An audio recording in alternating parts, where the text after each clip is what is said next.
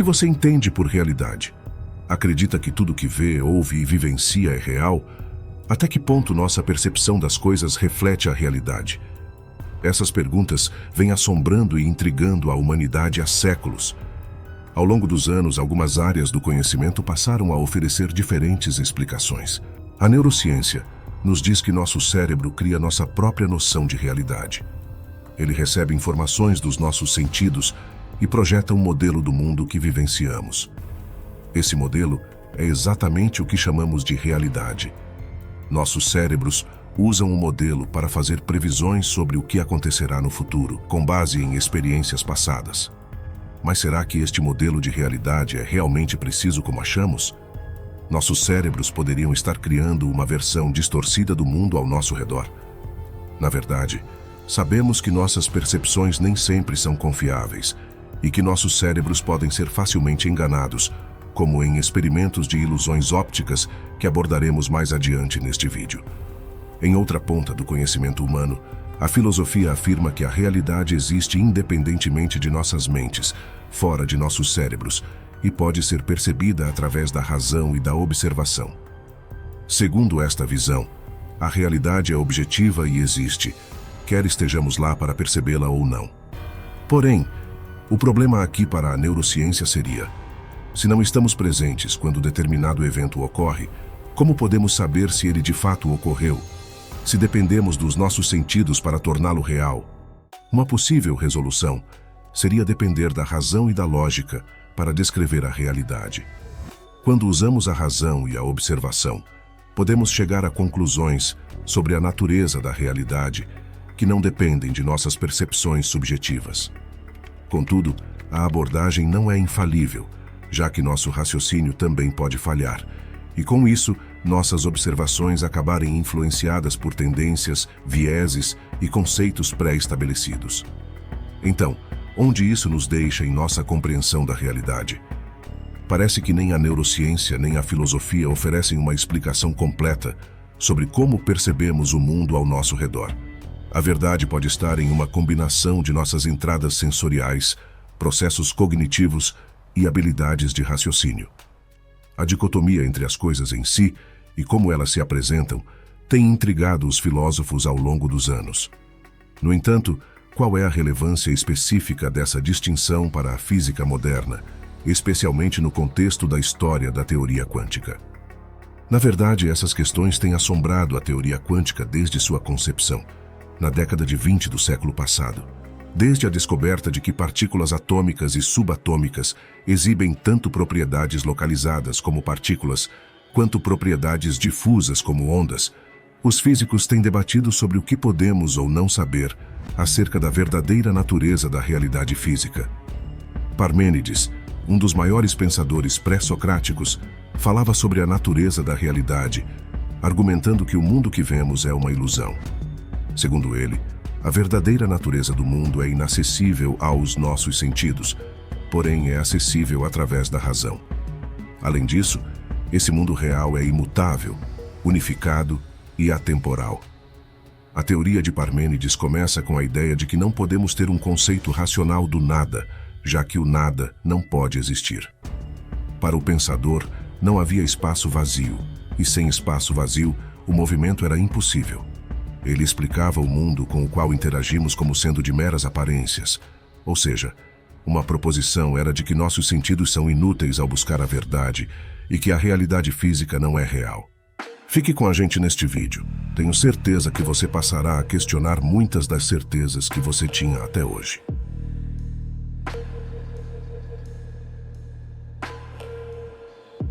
A mecânica quântica surge da busca incansável por uma descrição do infinitesimal, explorando medidas cada vez menores da realidade física.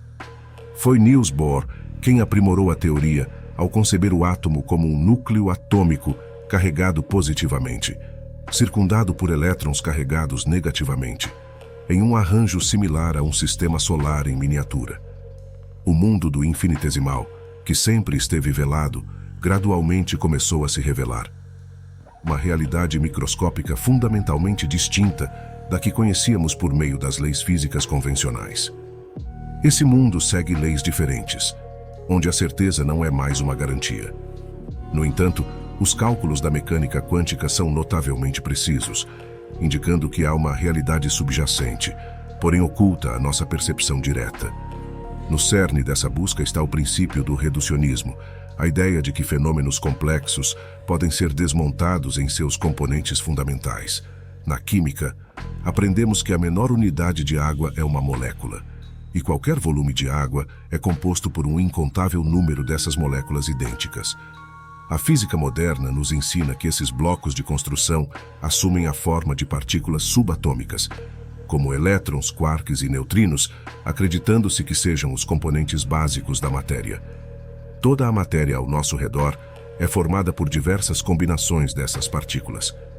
Os blocos de construção fundamentais do cosmos vão além das partículas, estendendo-se até mesmo à própria estrutura do espaço e do tempo. Segundo a teoria da relatividade geral de Einstein, espaço e tempo não são entidades separadas, mas sim entrelaçadas, formando um tecido unificado conhecido como espaço-tempo. Neste quadro, o universo não é apenas composto de partículas se movendo pelo espaço, mas sim uma interação dinâmica entre a matéria e a curvatura do espaço-tempo em si. Isso dá origem a fenômenos como a gravidade, resultante da deformação do espaço-tempo por objetos massivos. Ao longo dos anos, cientistas formularam diferentes ideias sobre qual é o verdadeiro bloco de construção do cosmos. A mais popular é a informação, onde a realidade é constituída por esse elemento. Essa perspectiva ganha força, pois a informação não é apenas superficial, mas também permeia o próprio espaço. Ela não só é responsável pelo surgimento do espaço-tempo, mas também diretamente contribui para o nascimento de matéria comum, matéria escura e energia escura. Avanços na computação quântica demonstraram que a informação pode ser codificada no estado de partículas individuais, manipulando-as para realizar cálculos complexos. Isso sugere que o universo opera como um computador quântico, onde cada partícula atua como um bit de informação processável para gerar novos dados. Mas falaremos mais sobre isso no vídeo.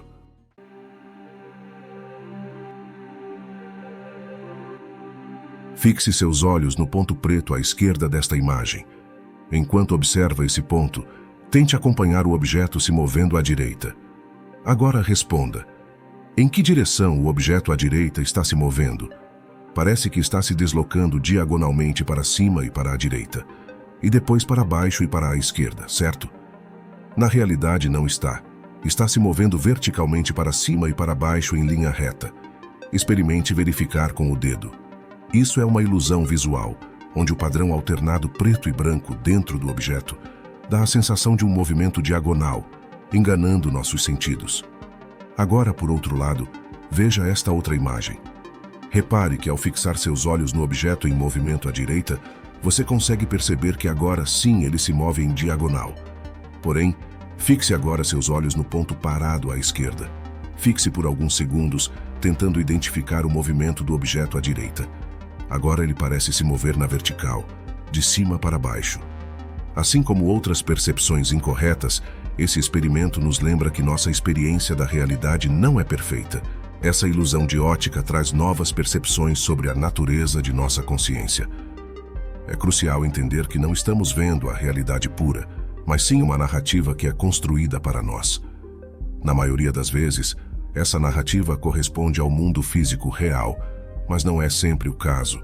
Nossos cérebros, muitas vezes inconscientemente, moldam nossa percepção da realidade para atender a nossos desejos ou expectativas, preenchendo as lacunas com base em experiências passadas. Se o universo fosse capaz de criar cérebros, por que não poderia ser um supercérebro gigante em si mesmo? Tudo o que consideramos real é composto de medições tão minúsculas que é difícil chamá-las de reais em sentido absoluto. Nossos sentidos são meros instrumentos de medição bioquímica, convertendo matéria imperceptível em coisas tangíveis que podemos compreender. Eles não nos revelam a realidade, mas nos ajudam a sobreviver. A informação real emitida pelo universo é interpretada no cérebro, em vez de ser percebida diretamente. O cérebro nos apresenta uma versão mascarada da realidade, uma versão que podemos compreender. Enquanto isso, o verdadeiro mundo da informação permanece oculto. Uma teoria inquietante é que o universo não é localmente real. Isso significa que os objetos não possuem propriedades definidas independentes da observação. Por exemplo, esta joaninha só é vermelha quando a estamos observando. Quando não há mais ninguém para vê-la, ela não possui mais uma propriedade definida. Em outra ponta, há uma vertente teórica que afirma que os objetos no local da observação são influenciados apenas pelo ambiente imediato, e qualquer influência não pode viajar mais rápido do que a luz. Contudo, pesquisas voltadas para a física quântica têm mostrado que ambos esses estados não podem ser verdadeiros ao mesmo tempo. Em vez disso, evidências sugerem que os objetos não são influenciados apenas pelo ambiente próximo, e também podem não ter propriedades definitivas antes da medição. Os físicos teóricos John Clauser, Anton Zeilinger e Alan Aspect foram agraciados com o Prêmio Nobel de Física de 2022 por um experimento de 1972 e outros subsequentes que demonstraram que a visão do universo como localmente real provavelmente é equivocada. Seu trabalho esclareceu o verdadeiro significado da mecânica quântica. Suas descobertas indicam que o universo não pode ser localmente real, já que as partículas não têm propriedades definitivas de spin para cima ou para baixo antes da observação ou medição. Portanto, o simples ato de observar uma partícula altera seu estado, desafiando as regras do realismo local. Em outras palavras, o universo é real, mas somente quando você está observando. O experimento premiado com o Nobel também demonstrou que duas partículas, independentemente da distância entre elas, podem permanecer entrelaçadas no reino quântico. Isso contradiz o realismo local e a teoria da relatividade de Einstein, pois, segundo suas suposições, influências não podem viajar mais rápido do que a velocidade da luz. Em teoria, duas partículas poderiam estar em pontos opostos do universo observável e continuar entrelaçadas, um conceito conhecido como não-localidade. Da mesma forma, o universo não pode ser local, mas a mecânica quântica prova que interações a longa distância são possíveis. Dito isso, ainda não sabemos qual dessas propriedades é realmente falsa, ou mesmo se ambas são. Tudo o que sabemos é que elas não podem ser simultaneamente verdadeiras.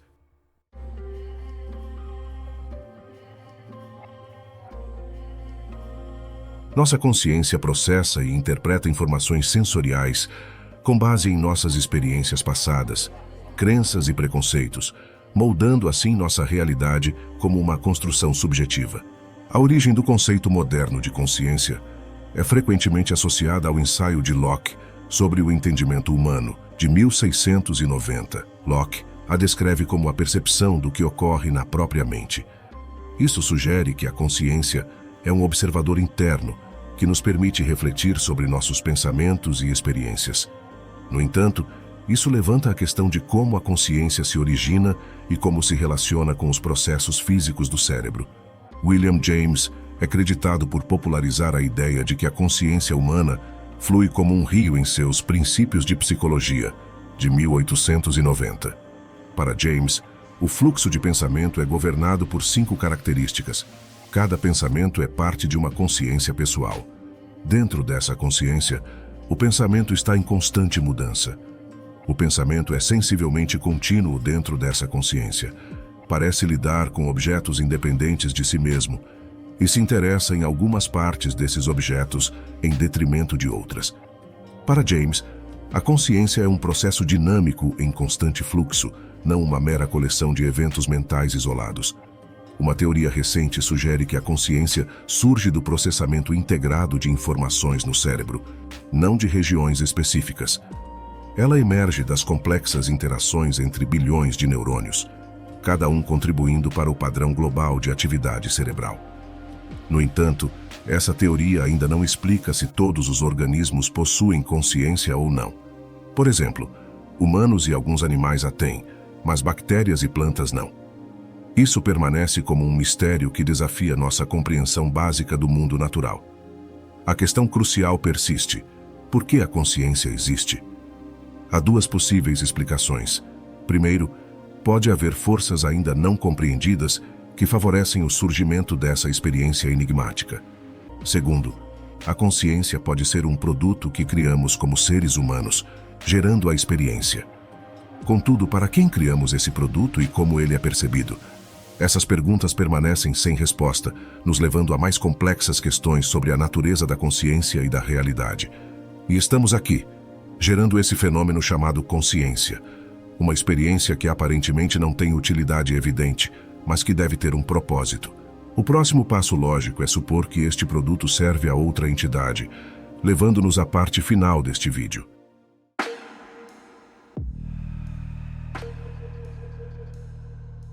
Imagine um mundo em que as pessoas, as estrelas acima, o chão sob nossos pés, até nossos corpos e mentes, fossem apenas uma grande ilusão.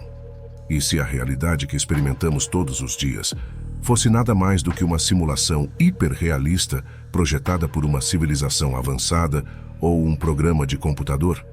Embora esse conceito seja familiar em livros e filmes de ficção científica como Matrix, de 1999, muitos físicos e filósofos afirmam que é possível que estejamos realmente vivendo em uma simulação.